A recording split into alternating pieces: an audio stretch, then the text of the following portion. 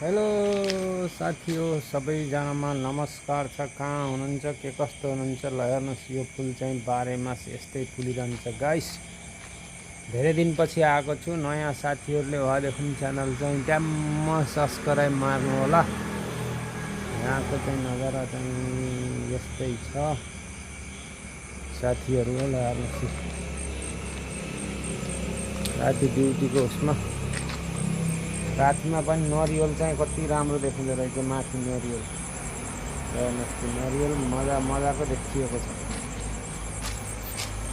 नरिवल एकदम दामी नरिवल देखिएको छ।